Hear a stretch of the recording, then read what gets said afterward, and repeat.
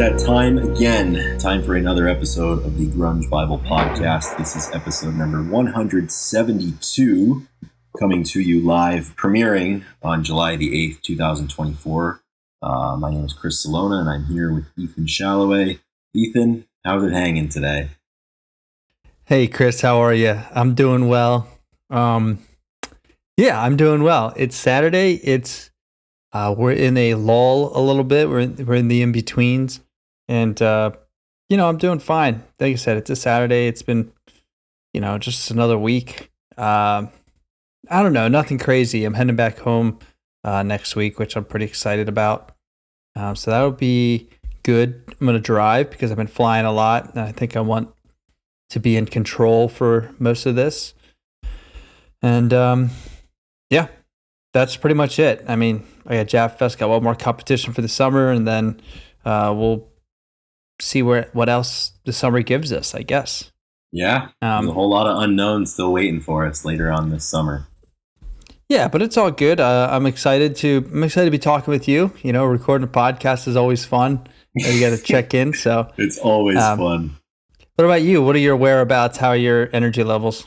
I'm good, man. Energy levels are decent. It is a beautiful Saturday afternoon here in southwestern Ontario in Canada. I'm up here for a couple of weeks. I had the week off of work, so came up here to visit my girlfriend, and we're checking off another country that we've podcasted from. So we've got the United States, Lithuania, and now the lovely nation of Canada. So that's a good, I'd say that's a pretty good trio of nations here. So against all odds, I'm recording from the road. The GBPC does not stop. Yeah, I was wondering, did I record two when I was out there? I'm wondering if I recorded one in Norway. I can't remember.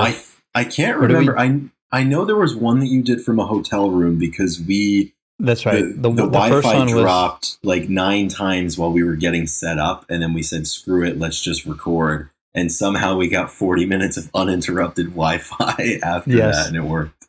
I remember that. And the first one was like the first day I got there. I did it because Tom, that's right. Tom was there. You did it from the apartment. Yeah, you're right. Airbnb, yeah. Was that Norway? No, that was in Lithuania. That was at the beginning of the trip, and then right before I flew out of Lithuania, we recorded another one. Got it. I couldn't remember if there was a fourth country to have revealed itself here on the airwaves or not. Yeah, but it always sneaks up when you're doing something. It's like, before you turn the lights off, you got to record a podcast, like you said last week. Exactly. So that's what we're doing. Next weekend, the last couple of days off of work, and before we can get on with the rest of the fun weekend summary activities, I've got to pay my dues here on the podcast. So wouldn't have it any other way to be here podcasting, even though I'd rather be broadcasting. Yeah, absolutely. So for today's episode, we're going to take a look at an album that we haven't done a formal episode on before. We've talked about the group and a few of the songs because they only have one album together, but we haven't done its own thing. So we decided to take this time to talk about this album. I know if you've read the title, you know what it is, but there are no surprises. But we're keeping it suspenseful if you're just listening. But before we go there, we have some people. I thought you were jumping in. We have some people to thank. Oh yeah, see, I'm off my game. I'm in a different country, different setup here. This chair that I'm sitting in is really weird. I didn't take the cue, but Ethan, yes, as you said, we do have some people that we would like to thank that help us record from different countries and help us talk about Above by Mad Season, which we will be discussing. Reveal. The big reveal, yeah, the drum rolls can end. We're going to be talking about some Mad Season today. But before that, we do want to thank some folks, namely the people over on Patreon, and especially the top tier supporters. Their names are Black Hole, Sean, Kara K, Corden Stewart, D-Boat, Doug Endy, Down in the Hole, Flat Out Fuck, Eddie Vedder Got Me Through My Second Divorce, Epona, Fuck Soup, Gochujang, Granny Grunge, Jade Mercado, Jamie Lynn, Carlene Salona, Keith White, King Buzzo Stole My Hair, Millie, Nikki Six, Russell, Seattle 4 Fanboy from New Jersey, Sherry Matthews, and What the Fuck Is Up, Denny's. So thank you to the top tier members. Thank you to every other member of Patreon. It's been a long time since we've gotten a new member. So if you're rolling along with the show and you like the show, this could be your time to contribute $2, $5, or $10 each month. You can also buy some merch. And if you can't do any of those things, and if you don't want to do any of those things, you can just listen to the show and share it with a friend. It's pretty simple. A lot of us have shared a lot of things over the years. One more is not going to hurt. Yeah, exactly. A little bit out of your day, a little time. Not really, though. It probably takes 30 seconds to add it to your story, you know? It's one of the quickest things you can do. Right. So, anything else before we get into this day in music, Chris? Anything else on your mind you want to rant about? Anything you want to talk about? How was your travel? Any travel mishaps? Oh, man. I'll tell you, dude, the travel went as smoothly as it possibly could have.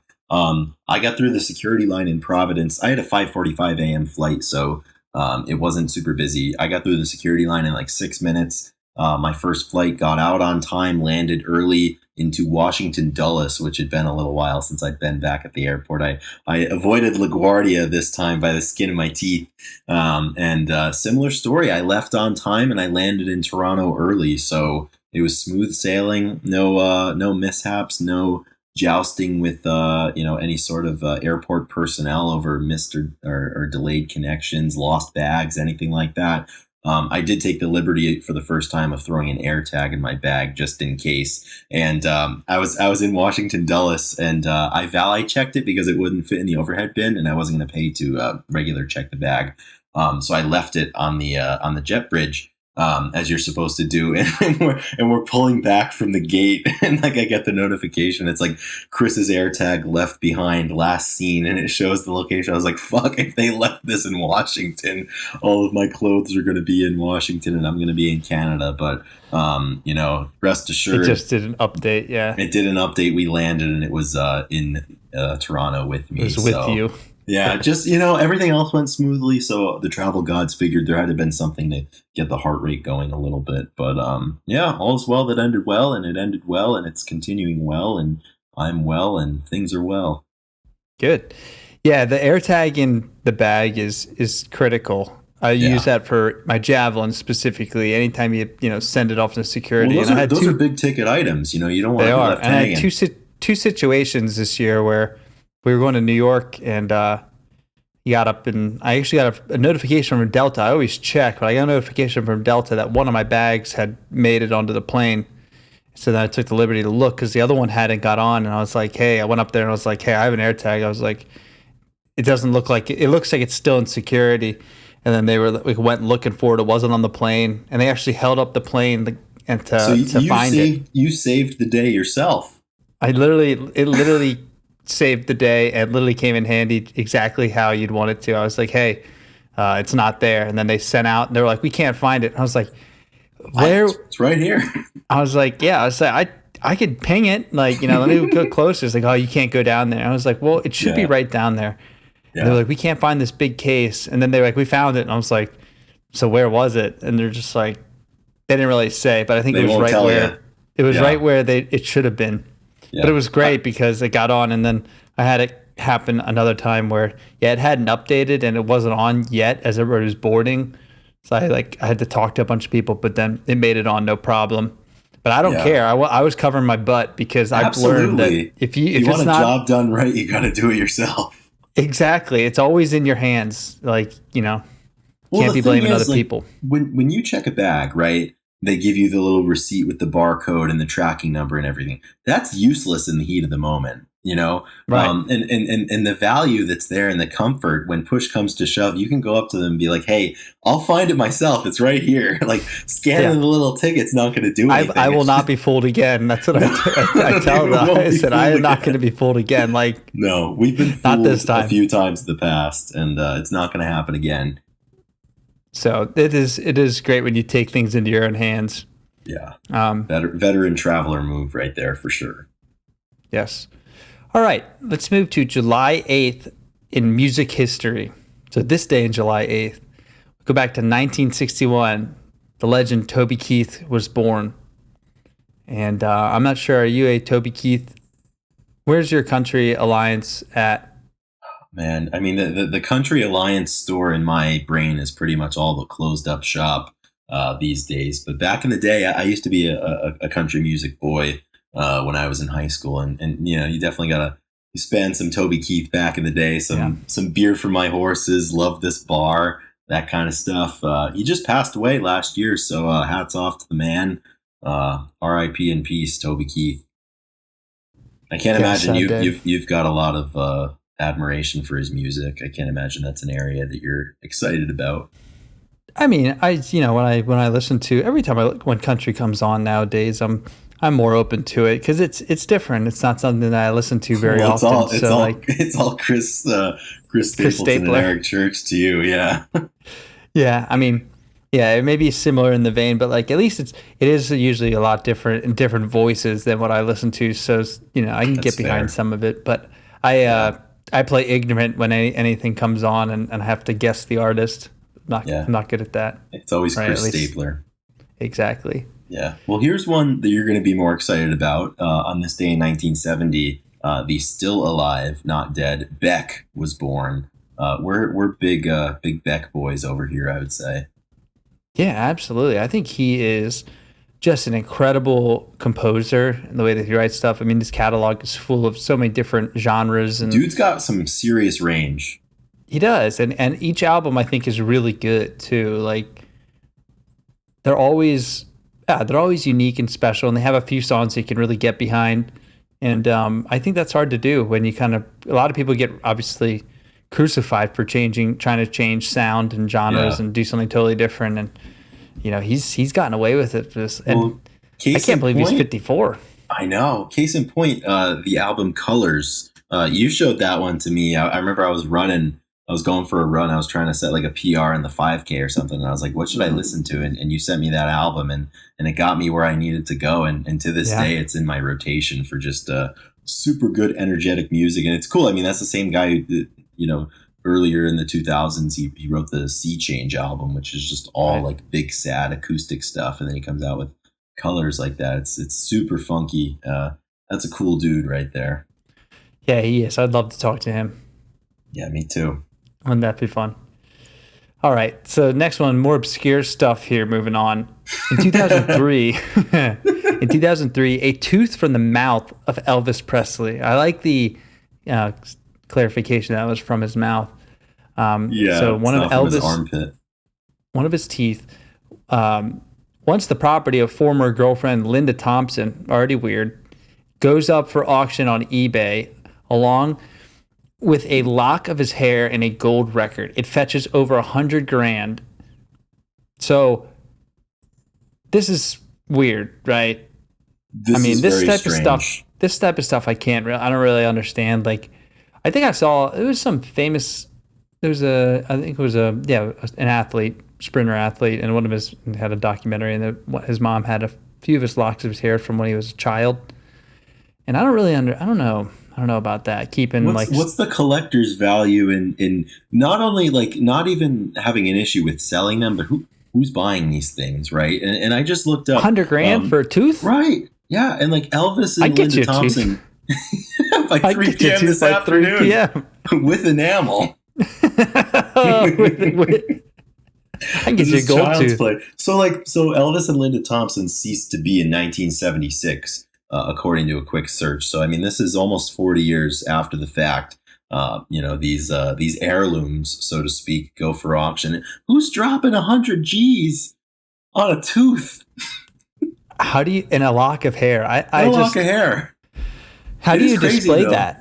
Right, what do you have do? to display it. It's got to be $100,000 on it. Mantelpiece, or like is it like a wall piece where like you frame it like a shadow box, perhaps, or it perhaps is in a book with some sort of certificate? I mean, who's certifying these things?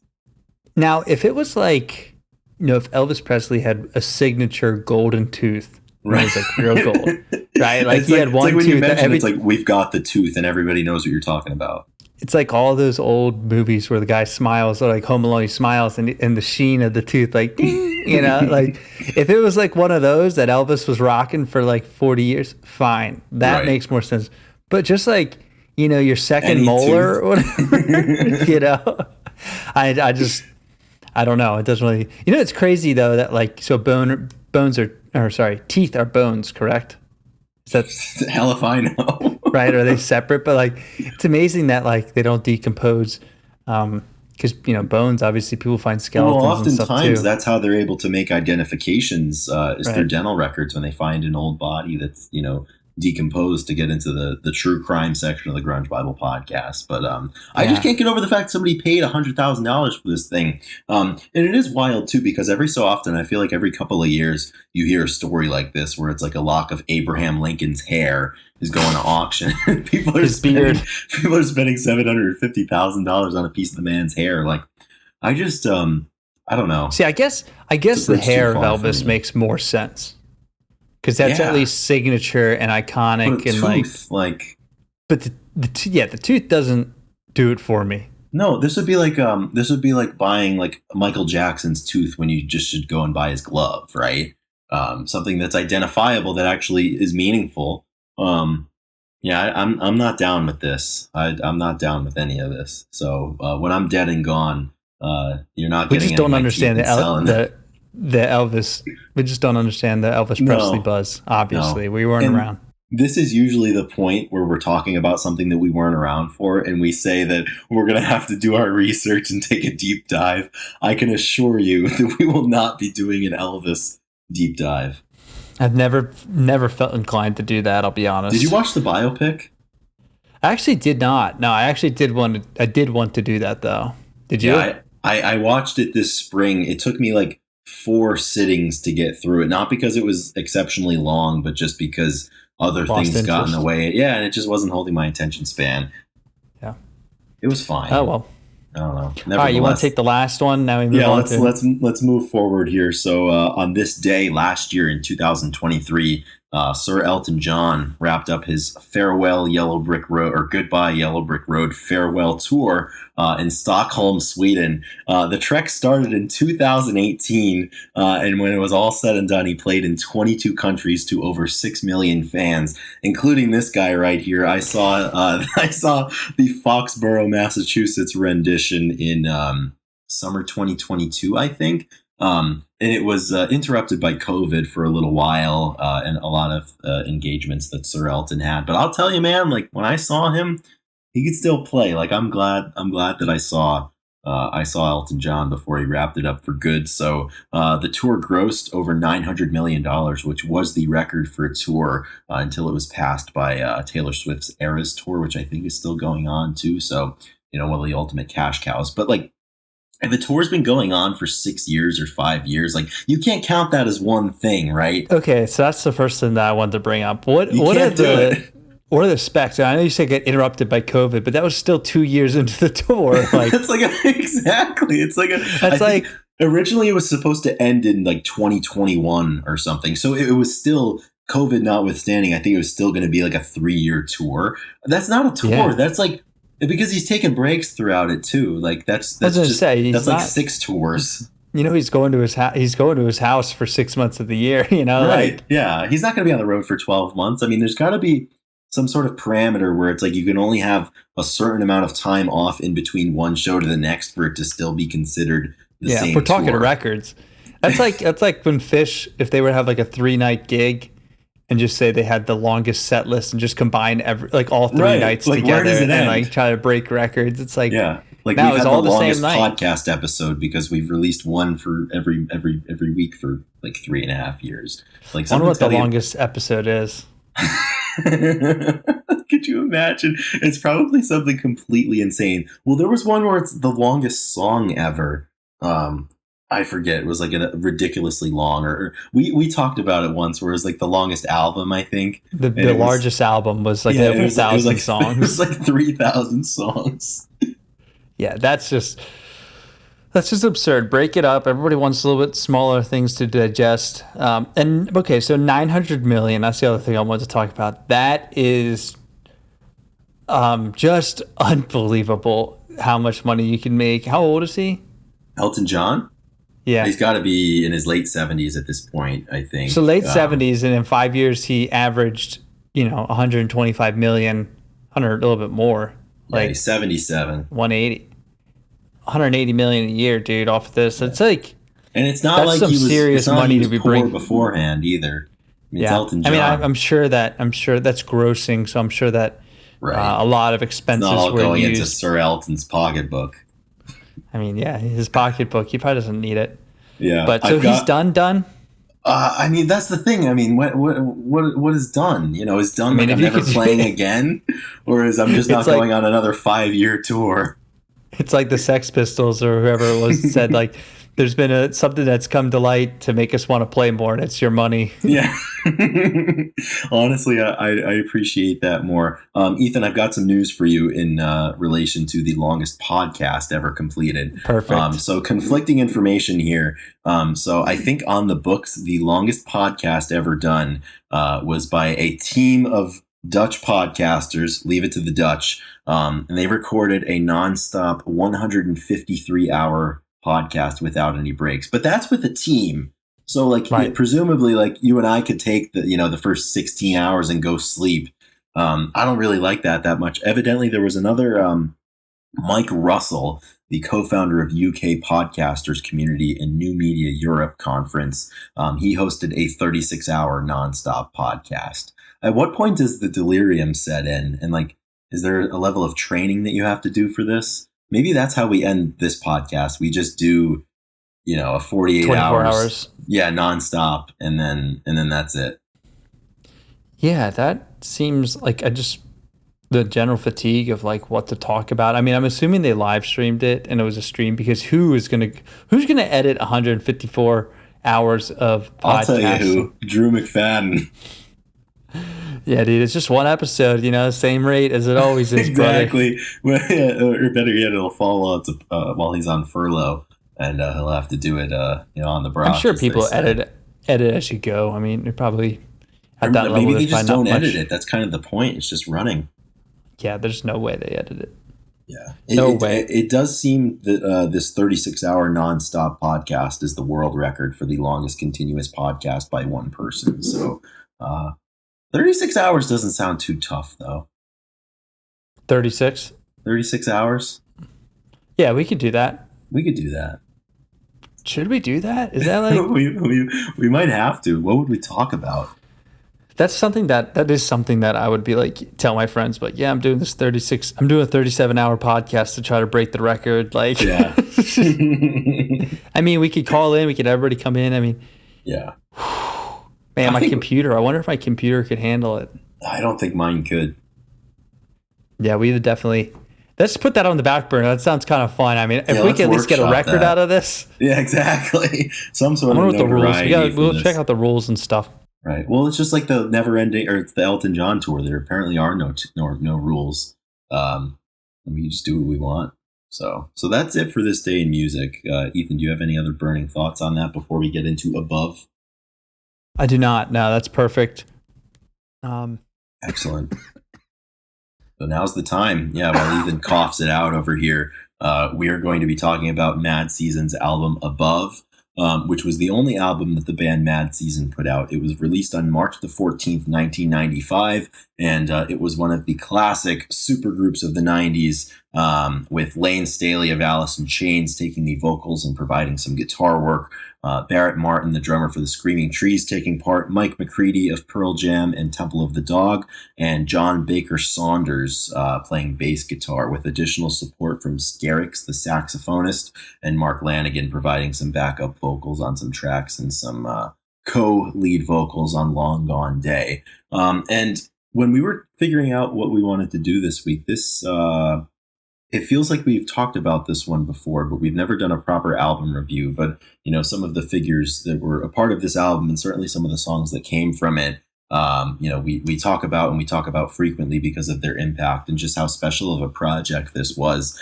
So a little bit of background on the Mad Season project. So in 1994, Pearl Jam had been in the process of making Vitalogy, which was their third album. And Mike McCready was struggling with different addiction issues and chose to go to rehab. So in 1994, he went to a rehab facility in Minneapolis, Minnesota. While he was there, he met bass guitarist John Baker Saunders, who was also there completing the rehabilitation program. And they hit it off over their love of music. And when they both were released from the rehabilitation program and had found and achieved sobriety, they decided that they were going to go back to Seattle together and that they wanted to make some music. And because of the fraternal nature of Seattle, obviously, they knew a lot of really talented musicians that could have rounded this band out. And they made a call into Barrett Martin, the drummer of the Screaming Trees, to come in and join the project. And he said yes. And then additionally, Layne Staley, who Mike McCready had known and certainly Barrett had known, from running in similar circles there in the Pacific Northwest. And Layne Staley was invited and enlisted to play a very major role here, writing a lot of the lyrics and a lot of the songs, something that he hadn't done tons and tons of with Alice in Chains, with Jerry Cantrell kind of taking the reins. So it was kind of a unique environment. And Mike McCready in subsequent years, and especially around the time that they reissued the album, the deluxe box set, did a lot of press about Mad Season, as did Barrett Martin. And Mike had kind of hoped that with his newfound sobriety and Saunders' sobriety, as well as Barrett Martin, that they were going to be able to create a positive and sober environment that could help Layne maybe find his way, out of the struggle of addiction. And that was a hope of Mike. And as time went on, Mike kind of acknowledged that as being a little bit of maybe a naive thought, or maybe lacking full understanding of just how difficult addiction can be and how everyone's can be different. But he said, Layne was a friend of mine and I knew he was struggling. I started thinking that I wanted to help him out. I was naive back then, thinking I could save people. My initial inclination with the Mad Season project was to help Layne out and get to play with Barrett. I'd always loved his drumming. So these guys go into the studio in winter 1994. It was a very efficient writing process. When Mike called Layne Staley to come in, he basically said, "Hey, Layne, we want you to write the lyrics. We want you to write a bunch of the music, like anything that could be inspiring to you. Let's get this done and let's see what we can come up with." So between writing the music, recording the music, writing the lyrics, and recording the vocals, it really only took a couple of weeks to finish. So super, super quick process. And they went from recording it. They rehearsed twice. They played 4 shows. The album was out, and that was pretty much it. Mad Season, the music was released, and then kind of as time went on, there was different. Later on in the '90s, there were different pushes by, namely McCready and by Barrett Martin, to get the band back together. But by 96, 97, Layne had been, struggling more and more with addiction, and it never really materialized. There were some songs that would be surfaced later that, had never had vocals or lyrics written to them. And then, as Layne got worse and worse as the 90s went into the 2000s, and certainly in 1999 when John Baker Saunders was lost to an overdose, that was the end of the Mad Season project. But we do have the album Above, which is really, really special. One of the more poignant and sobering albums, I would say, to come out of the 90s, and just an intersection of 4 very unique people who I think were different from every single other person in the band, but they came together to make something really, really beautiful. And before we get into the actual music, I also just want to point out the album artwork there. That is an art piece that Layne Staley himself had done. And we've shared a little bit of Layne's art here and there on the page, but it's very, very distinct style, exactly like what you see on the Above album cover. And that is a drawing based on a picture of Layne Staley and his ex-fiancée, kind of 2 lovers in an embrace looking at one another. And that is, forever going to be associated with the music of this project, and I think with Layne and his legacy. Yeah, very well put, all of that. Good synopsis. And also, I think, just because I'm looking at one of the quotes we have written down for later, I kind of want to talk about that now. I think, when Mike talks later, looking back on Mad Season, he says, "That's another one of the super proud yet sad moments in my life, because again, the casualties and fatalities from it. I miss those guys too. I kind of wish I knew what Layne and Baker, what would they be doing now? We're all older, and what would they do?" This is the thing that I think is kind of the saddest and most poignant about that time. But I feel like the music is always there, and I'm very proud of it. People will tell me that it means a lot to them, and that's what it's about. And I don't know. I just watched this documentary last night, Chris. This is interesting. It's called The Carts of Darkness, and it's on YouTube, and it's about in British Columbia in Vancouver. There was a guy who did some filmmaking, and I guess he had gotten into a car accident and he lost his ability to walk, and he was like a snowboarder. But he followed around these kind of homeless guys that rode shopping carts down like bombed hills at like 70 kilometers an hour, and they would like, Oh my goodness. they would, yeah, so they'd pick up like bottles and stuff, and then, but then they'd ride them down the hill and stuff. And but they checked in with one guy, and he like introduced, and he had to gain trust of these guys, because it's hard to get trust when you've been beaten down by life.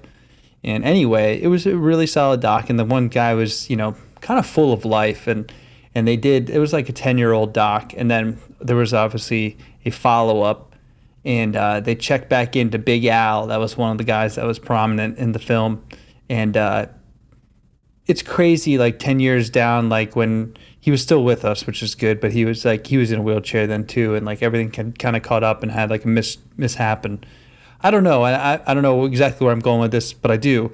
It's like how Mike's saying, if I'd known then what I know now, when you lose somebody and you have their art and you kind of look back, because I'm thinking for this guy, like he has this documentary of like his time where life was not in great order. Obviously, he's sleeping in the trees and stuff, but he Right. also is so free, and so like his personality, you could see his personality coming out through all this stuff. And it was really interesting. And I there's a lot of people that got passed, and yeah, you lost two people in your band. Like if I did a project with four people, 5 people, and half of the band passed away in the next 10 years, like that's really intense. And like I'm sure Mike, like, I mean, just the fact that you're able to have this album above is really special. And I think that the writing and the composition of this is seems really personal. It's one of those albums. It's not like, I mean, it's a really solid album, but every song is not gonna top the billboards. I mean, it is Layne. It is a lot of Lanigan in there. I mean, it's very deep, and it's pretty heavy and whatnot. So it's not like it's not something they consume all the time, I'd say, but I think it's really special that they have this. Mike has this, and we all do too. Yeah, and a couple of points there, exactly like what you said. I mean, if you take on a project with 3 other people, and time comes when 2 of them are no longer here, you can never think about that project in the same way, and your emotions, towards it definitely evolve and change as time goes on. And I think with this album, because Layne chose to write about what he chose to write about, and just because of the way it sounds, it's kind of like the entirety of this album is, I feel the same way that I feel about the darker Alice in Chains stuff, where it's just got this certain weight to it that it's difficult to spend a ton of time with, because it's not, in my opinion, it's not background music. There was a mission and there was intent behind the songs that were written here, and the way they chose to portray the stories in these songs, and the way they chose to make this record sound. I mean, it's very intentful, and it's heavy. I know we're going to do a song by song, and if we're ready to start doing that now, it starts with Wake Up. I mean, this one is right from the jump, right? You've got Layne Staley in 1994, 1995, really, really beginning to struggle. And the first verse of Wake Up is, "Wake up, young man, it's time to wake up. Your love affair has got to go. For 10 long years, the leaves to rake up. Slow suicide's no way to go." I mean, that's some of the most explicit writing about addiction and the fallout from it as you can get. And this song just really opens up into such a heavy, powerful, big song. But just that kind of subdued intro into that explosion. It's like, it's such a dichotomy and a contradiction of sorts for me when I listen to Layne, who was struggling so much but had so much unbridled creativity and power, amidst all of this, amidst all of his struggles. I mean, he really belted out at different points on this album, and it really starts with this song. It's really impressive. Yeah, so this album, is 10 songs, about 55 minutes. So that's an average track length of about, They're pretty 5 minutes. long. Yeah. Right. Yeah. I mean, it's for I mean, Wake Up 5 6 minutes. 7:36. The November shortest Hotel one is the 7:05. last one. Yeah, shortest one's the Yeah. last one, All Alone, which is 4:12. I mean, these are long songs. There's like a Yeah. bunch over, 5. I mean, and that's why when I hear it, like it's definitely, like you said, it's not. I mean, it's not. They're not writing for hits, for radio hits. I mean, these are like Exactly. longer. This is not the 2.5 minute song type of stuff, No, and it's not and verse, chorus, verse, bridge, chorus right. done. And Wake Up is, like I said, 7.5 minutes, and it's a slow build. It's a long build. It has instrumentals, and this is a great opening track. I think it's one of the better ones on the album for me, for sure. And I think it really encapsulates this album. Like, and the Wake Up being the title, being like, you can kind of parallel it to addiction or whatever, and kind of like getting out of that. And this is a great one to start, and really solid. Yeah, absolutely. I think like this entire album, I mean, Wake Up, River of Deceit, and Long Gone Day, I think are like the top three that really communicate the message of kind of what's going on here. And with Wake Up, and then a little bit more with the second track, X-Ray Mind, which is not one that I've really spent a lot of time with, but there's an interesting dynamic, I think, that goes on with Mad Season, particularly as it relates to Mike McCready. So by this time, obviously, 10 had been written and been out for Pearl Jam, as had Versus, and Vitalogy was in the works. And, even by 1994, it had started to become Eddie's band, right, more than it was Stones and Jeff's. And Mike, certainly in the beginning, was more of a complimentary player, where it's like, this is what we're doing, and, this is where you're going to fit in it. And the Above project is really one of the first looks we have at kind of Mike taking the reins and having a large say in kind of the creative direction of, what the music's going to be and just how things are going to sound, working, I think, much more as equals as perhaps than he had been on 10 or Versus, for example, because there's just so many moments in here. I mean, even some of the instrumental songs by the end, where it's just, Mike's got these really, really, really long and big parts that are the focal points. Whereas he's not, complimentary to another guitarist as he is in Pearl Jam, and by this point, with Vitalogy, I mean, even Eddie Vedder was starting to play guitar. So at points you have 3 guitars in Pearl Jam. And with this one, for the most part, save for, moments here and there when Layne plays, it's Mike's show, and Mike has that ability to kind of craft this and leave a really, really big footprint on this album. Mm-hmm. Yeah. And so the third song on the album is River of Deceit, which is the most notable and the one that everybody knows. I'm not sure where it landed on our top 100 songs. Do you remember, Chris? It's definitely up there. But I think it probably was top 10. I hope so. This one is just, I mean, everybody knows that it is a beautiful, well-written piece of music that immediately you kind of connect with it. I think this idea of deceit, the River of Deceit, I mean, it's not so heavy. Like sometimes it's not so direct, where if you talk about, kind of, addiction and, what it's like to have the shakes and, be sweat in the bed and all that, like it's kind of hard to relate to. Something about this song, I mean, I think it's the guitar, the way the guitar riff pulls you in, and then obviously his vocals, but like the guitar, for some reason, it just puts you in a place where you can, like, I just think that, my pain is self-chosen, right? And, all of a sudden it's like, it's a very personal kind of connection to the song. And that's one of the reasons I've always really enjoyed this one. It's just like, I mean, it's just beautiful. This is like classic, like Whale and Wasp, or, Don't Follow, like Alice in Chains, where it's just solid musicianship with Layne singing. Mm-hmm. There's so much room in this song for the message and for the lyrics and the vocals to breathe and take center space. And that riff at the beginning kind of opens the listener up to being able to be in a good spot to contemplate what's to come, right? And it's interesting when we talk about musicians, I think, especially with grunge, it's always about like, these guys were so loud and what a skill it was to create so much noise. But equally, it's such a skill to create such feeling with such subdued playing. In this one here, I mean, Barrett's drums are so delicate. And Baker Saunders is playing perfectly, and Mike's that opening riff, those licks are just absolutely perfect. They're special.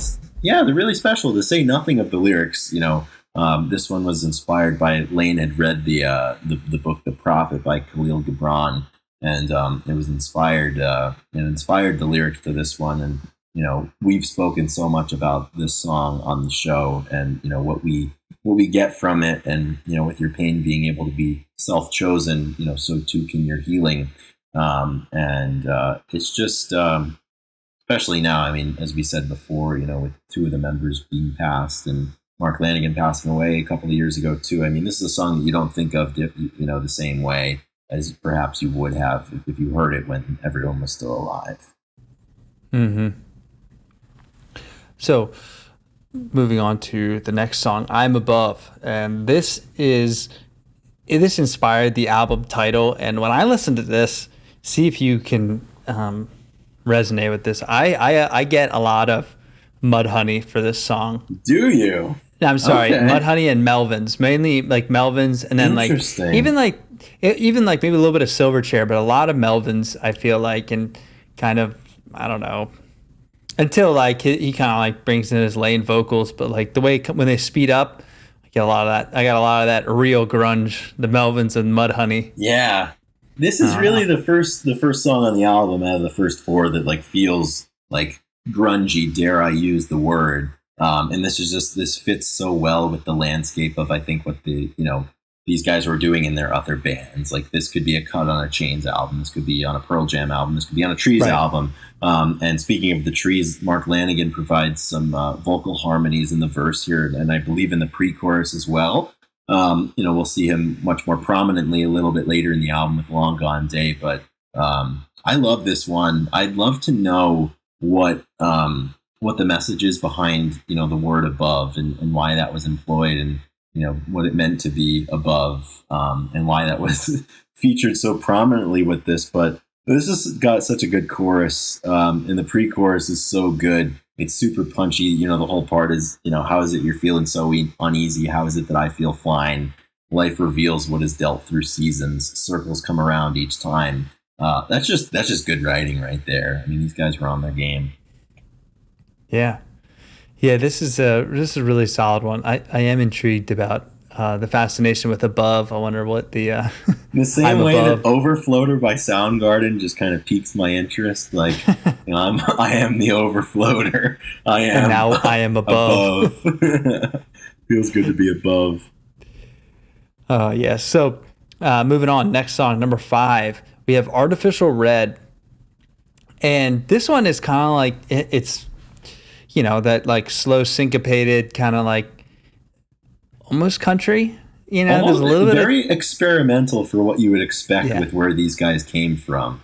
Right. It's like country blues a little bit, in a very, handwritten, soft writing country blues. But Mike's bringing some blues here for sure. Yeah. Yeah. The guitar's crying with you, and it's not bad. Not a bad song. It's kind of like a Stevie Ray Vaughan type. Yeah, this is something I hear in a dive bar for sure. Like, there goes the vocals trying to be like Layne, or even like the guitar. Like, and this is meant to be a compliment, but it's like those like 14-minute long blues jams where it's just we're taking it really, really slow. Nice and slow. You'd hear a pin drop when when those licks aren't being bent. Going back to the writing here. Once again, we're going straight to the the crux of Layne's addiction here. Some of the lyrics, for example, is this the way I spend my days in recovery of a fatal disease? And that kind of being in recovery from something that's fatal, something that will kill you. It's just, it paints a really, really heavy picture. Another line, for example, on a cloud of pink has turned to gray and I'm alone again. And it's just, that's tough. This is tough stuff. And like, this is why, for example, I don't throw this on in the background when I'm having a barbecue, for example. This was not on the 4th of July playlist.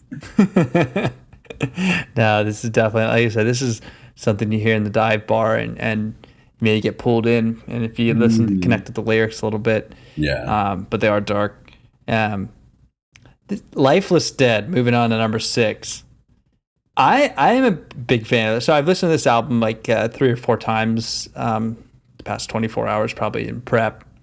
And this one for some reason I like. Again, I'm hearing a lot of like Melvins and kind of like the slow drudge, maybe Soundgarden type stuff, but we're getting this grunge sound, and I like it, man. I don't know. There's a lot of space in it too.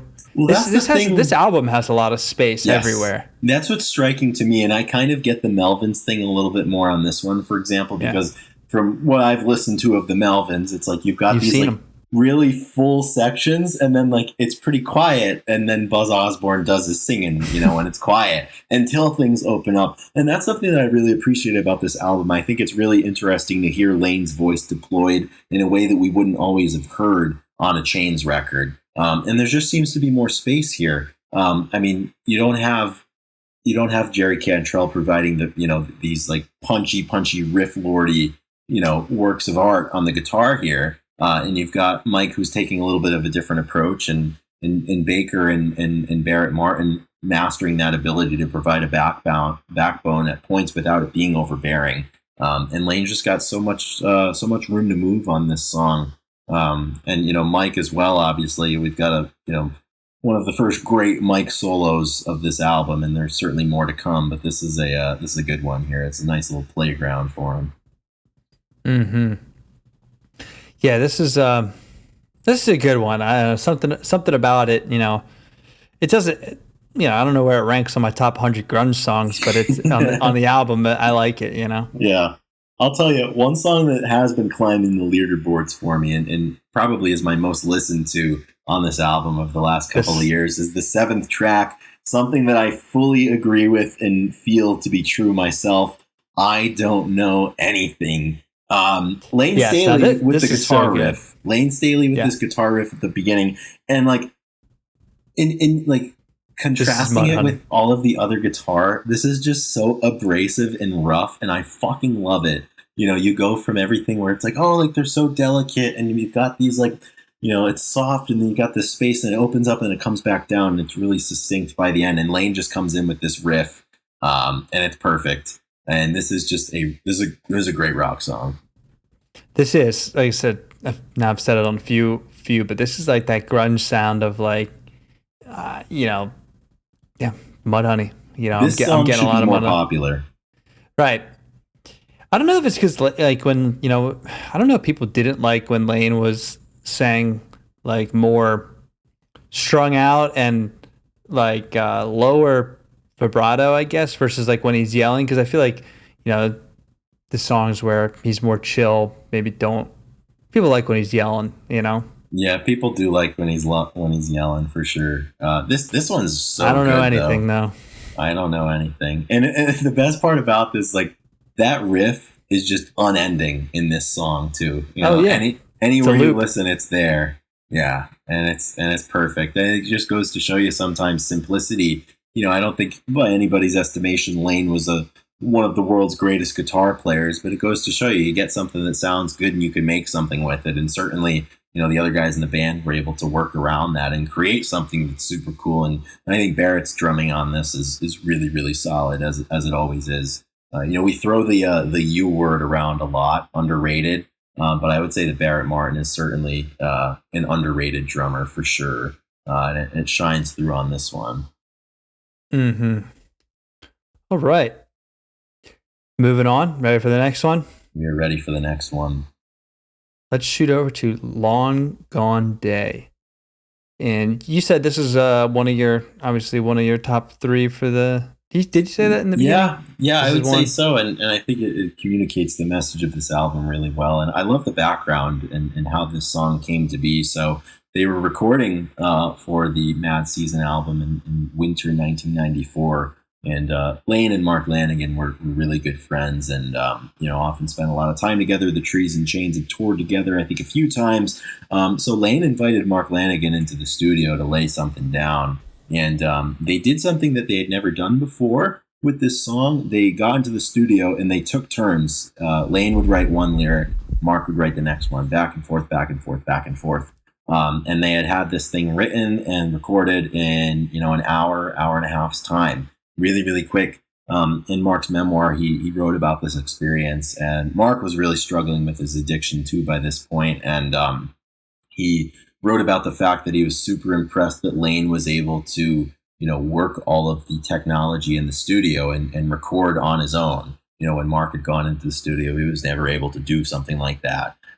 So, this song was a result of that process there. It was a result of their friendship. And Mark also wrote later on, that Mad Season gave him a writing credit on this album for his work, primarily on Long Gone Day, but then, some of the vocals that he provided a little bit earlier. The checks that were coming in from the royalties from this album, from that writing credit, ended up being very helpful to him later on. As the 90s went into the 2000s, and he wrote about that a little bit more. But this is just, once again, you go from I Don't Know Anything to a song like this. It's got a lot of weird sounds going on in this one, but it works. Yeah, this has Mark's hands written all over it for sure. Yeah. Like this sounds like you're getting into, some solo stuff from Mark, and then this song is there. Mark loved the weird. And, yep. Let's get the bongos, let's get the xylophone or whatever it is, and create some ambiance while we kind of sing poetry over top of it. Yeah, this song really makes me wish that we had more work where Mark Lanegan and Layne Staley collaborated. I love both of their voices, and what a cool thing it is to have them present in the same place on top of one another. I would have done a lot of things to hear more like that. Yeah, this one's really, really solid. Again, it's like, it's all very intentional music that, like you said, it's not the best background music. It can be, but I think like seeing this in a small venue would have been so much, would have been so much fun. So much fun. Like to have been there at the show they did at the Moor, or the Crocodile, I think they did one of their other shows at. How cool that would have been. And I'm very thankful that they recorded it, which we'll chat about later. But we've got 2 songs left before we do that. The penultimate song on Above is November Hotel, a nice instrumental here where Mike McCready just wows the world with a effort that is kind of reminiscent for me to Reach Down on Temple of the Dog, where Mike kind of steals the stage here. And interesting that this album ends with 2, mostly instrumental tracks. Yeah, I'm interested to hear if I could hear why they chose to do that. But, this song really has some heaviness to it, some jams. I mean, Barrett's going hard, and it's fun. Like I said, the guitar is all over the place in a good way. And I don't know, they just kind of let their wings go, let them fly a little bit, I guess. Mike is unleashed on this one. Yeah, Mike is, kind of doing Mike things. I mean, it definitely has Pearl Jam. I mean, all these songs have bits and pieces from each of the bands that they played with, which is so cool. And I was thinking earlier about supergroups and how it doesn't really happen all that much now in the same way. And I'm wondering, they gave credit to Mark on the one song, which is good, but I'm wondering if copywriting and or taxes and being a band, this is 35 years, you just do probably, I feel like it was easier, to go and collaborate without feeling like things could be stolen or things could be just difficult to feel good about putting something out and not having to kind of fight over the rights and who wrote what and how much credit should we give Mark for just helping 2 songs, blah blah blah, and a lot of the inspiration behind of it. Right, a lot of that probably just has to do with the character and the ethics of the people that are making the group. That they were kind enough to do that for Mark, but later on in Mark's book, the royalties that he received from this record ended up being a near downfall for him because he had never paid taxes on any of them. They were just sending them the checks, and he would take them and cash them. And naturally, he was not putting money aside for the IRS.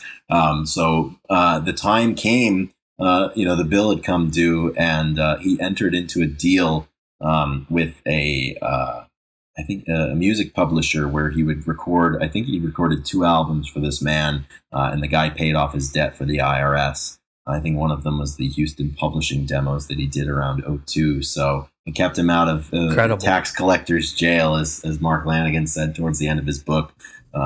So he recorded 2 albums to clear his name. Yeah. So basically the guy went to him and said, he had the IRS or whoever, they were willing to settle, where it's like, hey, like, you owe this much, but if you pay us this much right now, money that he did not have, we'll clear the slate. We'll make the slate clean for you. And I guess people had heard about it, and somebody offered to wipe the slate clean with the tax collectors in exchange for some music. And they released that album, a couple of albums.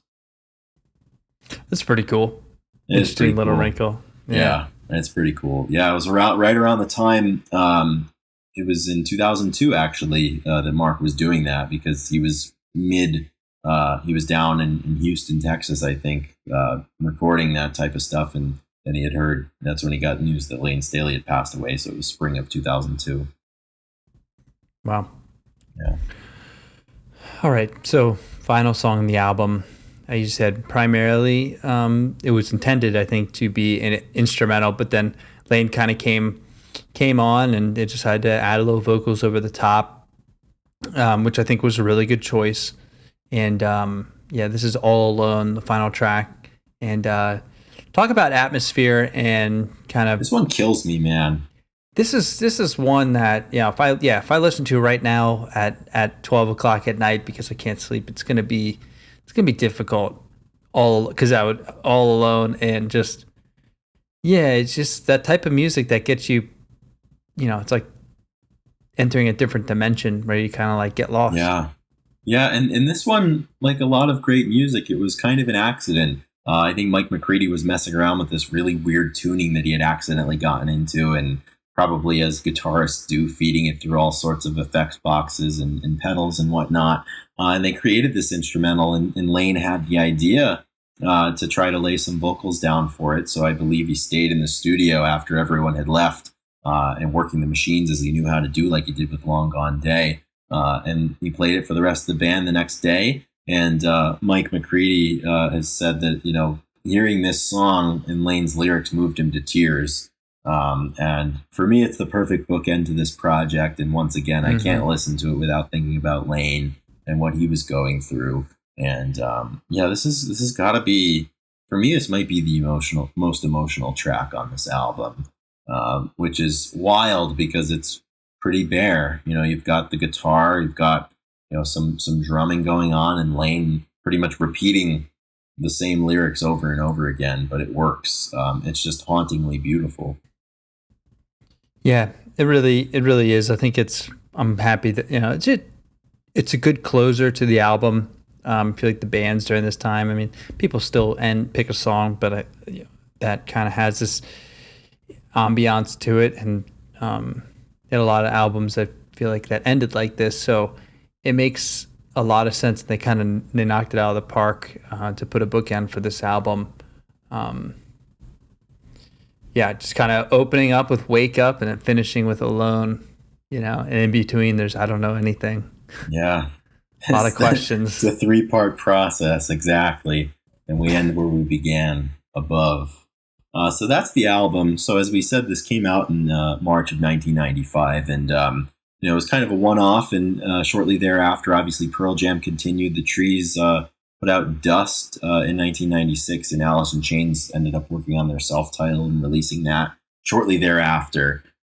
So once that next subsequent album cycle, No Code was in there as well. Mike McCready, Baker Saunders, and Barrett Martin wanted to get Mad Season back together around 1997. But Layne's condition, certainly post 1996, seeing him at Unplugged and some of those shows they did opening for Kiss that summer, that was pretty much the last that we had seen from Layne or heard from Layne in terms of being able to practice his gift and his profession. So they decided to move forward, without Layne, and there were some talks that they were going to get Mark Lanigan to come into the band. And they, had kind of agreed to do that and would, start working on new material under the moniker Disinformation. But, as 1997 moved forward into 1998, nothing really happened with it. And it was, challenges getting everybody's schedules, with these guys being in bands and Mark struggling with what he was struggling with. And then when John Baker Saunders passed away in 1999, early in the year, that pretty much put an end to Mad Season. So there were some tracks that were kind of floating around that were unfinished. Layne obviously being unable to, track them down to lay some vocals down or write lyrics. So when the time came in 2013, they decided to issue a box set, which would have the album in full, as well as some bonus tracks. One instrumental song called Interlude, 3 songs with new lyrics written and sung by Mark Lanegan, and then a John Lennon cover of I Don't Want to Be a Soldier. So Mark Lanegan, very fitting that he ended up coming back around to write lyrics to Locomotive, Black Book of Fear, and Slip Away, which are really, really awesome tracks. Black Book of Fear was one of my most listened to songs in 2019. So somebody go back and check on 2019 me and see if I'm doing all right.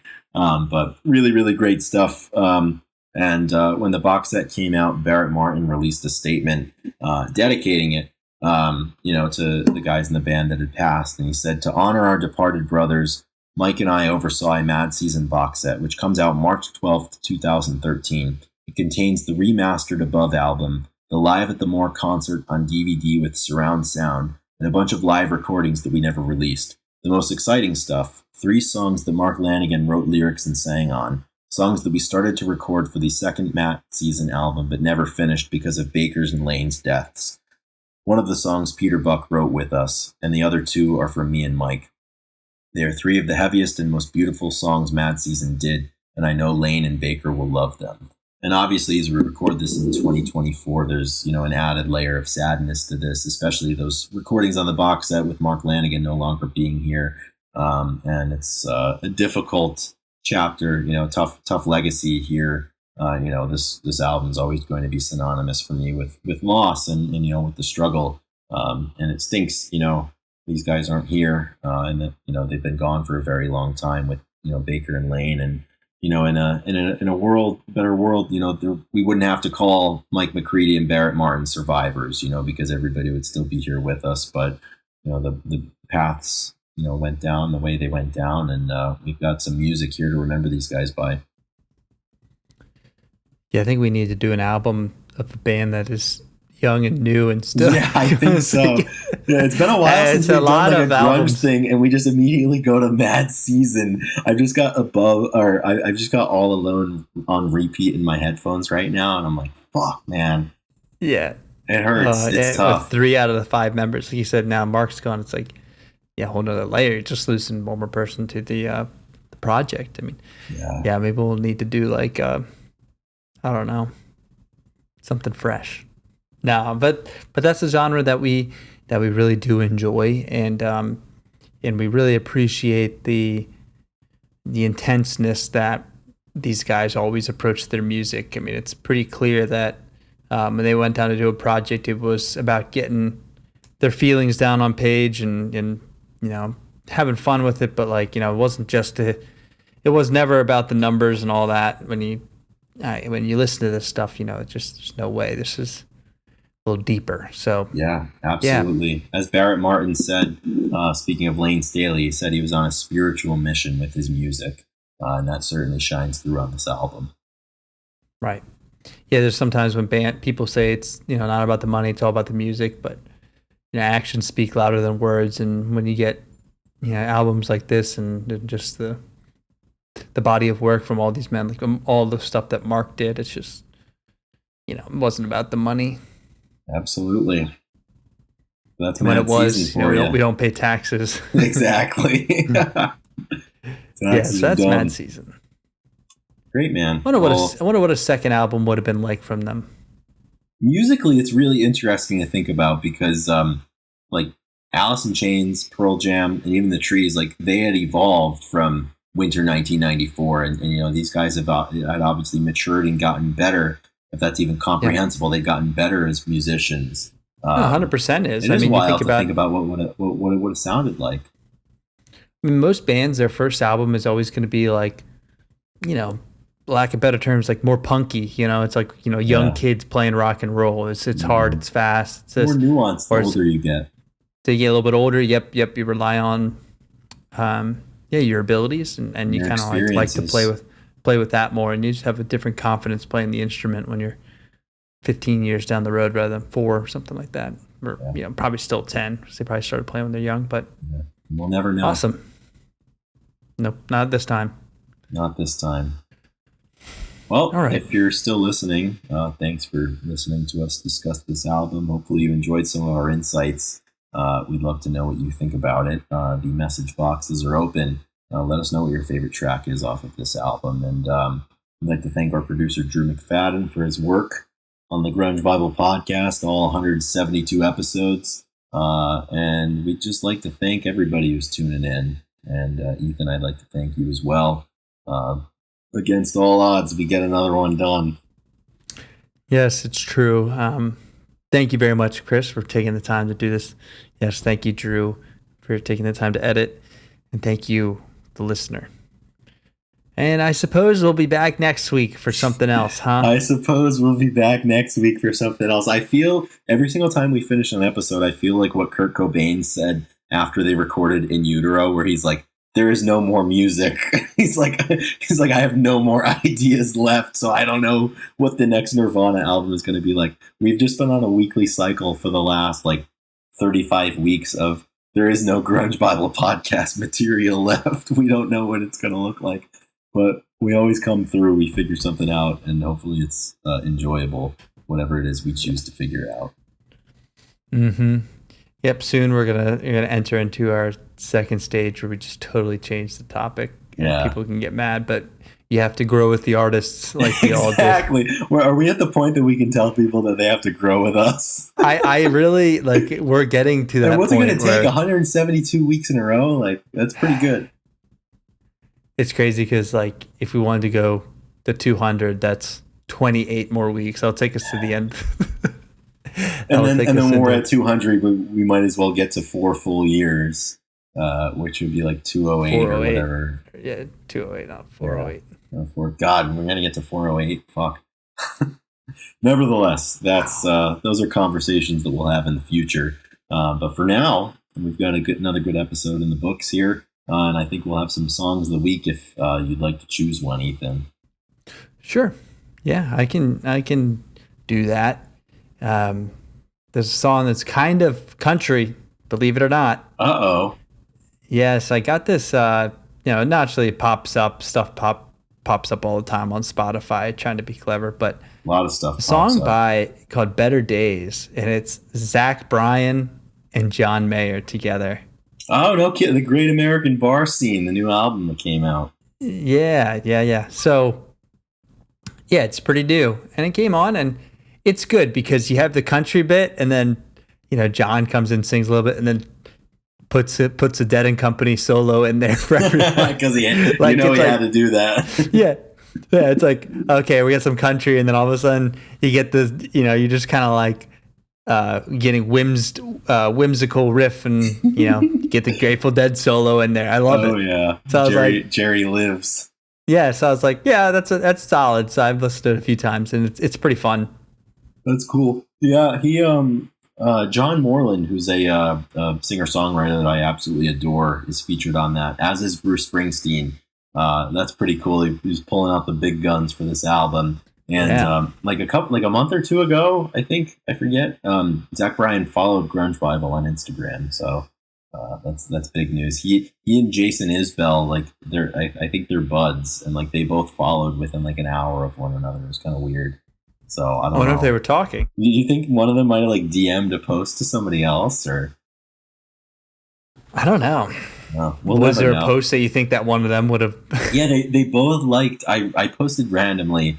I posted, that shot of Crosby, Stills, Nash, and Young. They're playing at the Oakland Coliseum, and it's the 4 of them all close together on stage, singing to the same microphone, and out on the entire field area, and all of the stands just completely filled with people. And it's one of the coolest music photographs I think ever. And I posted that one, and they both liked it and followed shortly thereafter. So that must have been the catalyst. So the Crosby, Stills, and Nash fans. I guess so. Yeah, I mean the photo is crazy. It's that one. Yeah, it's super cool. It looks like they're just like playing in their living room. Which theater is that at? That's at the Oakland Coliseum, where the Oakland Athletics play, where the Raiders used to play. Yeah, that is awesome. Cool. So that's your song of the week, huh? Yeah, I'm gonna go with that. I like that. That's pretty good. My song of the week is going to be "All Alone" from Mad Season. I've just had it playing since we started talking about it like 15 minutes ago. So it's a good trance song. So we'll add that one to the list. For reasons that we've already mentioned. Yep, don't be stuck there too long. I know, that's the thing. I got to get out. At least it's 3:45 p.m. on a beautiful Saturday. So if I'm stuck in the all alone zone, it's my fault. I have no one to blame but me. So, but I won't get fooled again. That's right. All right, everybody. All right. Thank you so much. We will talk to each other next week, and you can listen. How about that? Yeah, exactly. It's going to be one of those. Me and Chris will have a conversation next week at the same time, same place. And if you guys want to listen, you know where to find us. Yeah. A lot of people are watching and listening on others doing things these days. So you can join those ranks. All right, guys. See you later. Rock and roll. Rock and roll. Take it easy, everyone.